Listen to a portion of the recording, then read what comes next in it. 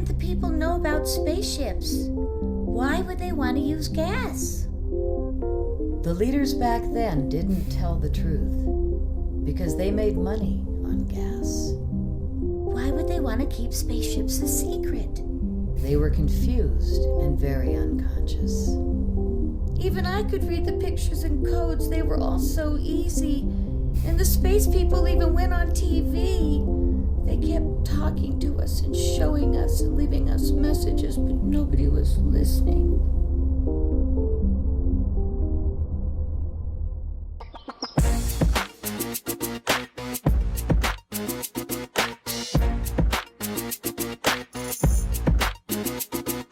Live as if our future matters. Don't leave us on earth that is torn and battered. The ruling generation's gotta wake up now. And our generation can assure you how.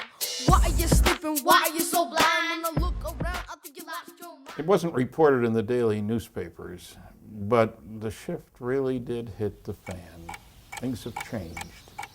Man's view of his own position in our own local neighborhood and in the universe has changed drastically. We suddenly come face to face with facts. There are loads of planets out there. We used to think our solar system was the only one. For many years you have seen us as lights in the skies. We speak to you now. We send this as we have done to your brothers and sisters all over this, your planet Earth. We come to warn you of the destiny of your race and your worlds. If you've wondered why it is that human beings have been subjected for millennia to the wiles and the fancies of superdimensional beings and subdimensional beings and intradimensional beings and ETs and God knows what else, it's for a simple reason. And that reason is that we, as Homo sapiens sapien, contain the quanta of the ascension coding necessary for us to fully anchor the heavens to this plane. It's what you don't see. What happened happened. We had to say it how it was. It was from here to the back of this room, and we saw it as clear as day, and it's burned into our memories. Would you like it to happen again? Yes, Okay, tell me that. I would like to see it happen again, but with more voltage. That's what I say. We've been accessing energy in a very violent and macho mode for as long as we can remember. We've been exploding things, burning things, busting things, crushing things, fizzing and fusing and all this stuff. What about actually resonating harmoniously with the flow of energy in the world? And what I'd like to present to you here is the Searl effect generator, a product that we can manufacture and produce for the people, and it will give us the freedom to finally own our own energy and not be reliant on the energy grid. We are maybe another generation away from computers that will seem to be conscious, even if they aren't truly conscious, they're going to seem like it, except they won't need sleep, they won't need coffee in the morning, they'll just go. How will that transform our world? We're now moving into a world of advanced 3D printing. One morning, a friend Skyped me from Australia and said, hey, can you print out this very interesting part? In fact, it was for a prototype or a reproduction of the Ralph Ring OTC X1 craft. And this very small part that would have been very, very difficult to mill.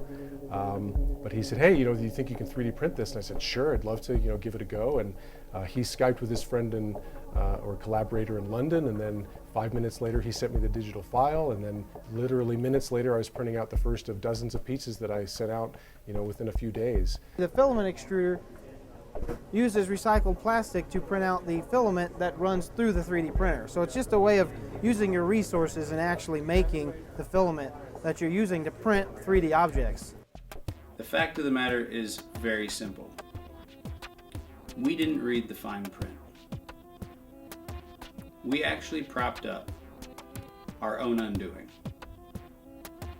And now, we the people have an obligation to wake up.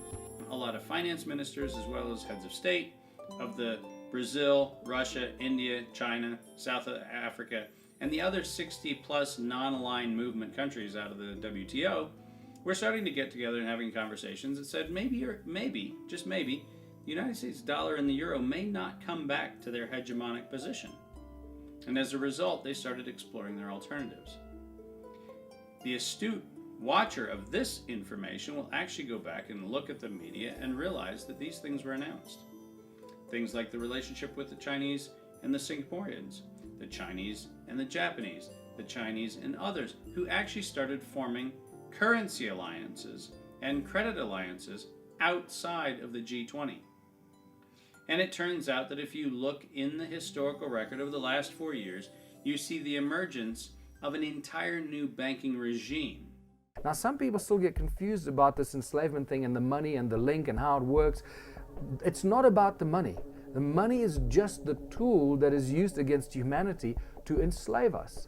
Through social media, those who are doing these things to our planet and to the humans on our planet are not going to be able to get away with it any longer because we continue to expose. That's the exciting part about being on this planet right now. Climate change, our environmental crisis, tar sands, fracking, all these terrible things that are happening all over the planet are being left to our generation. You know, the past generations, they're going to have their fortune and their wealth, the 1%, they're going to have a party on the planet and leave it for us to clean up. So the message that I'm trying to bring is that, it can't just be about us. We're the new generation. Everyone says that we're the future. The truth is that we are the present, we are the now. We are inheriting the planet right now. And you know what that means, is also that we are making a difference. There you have it, ladies and gentlemen.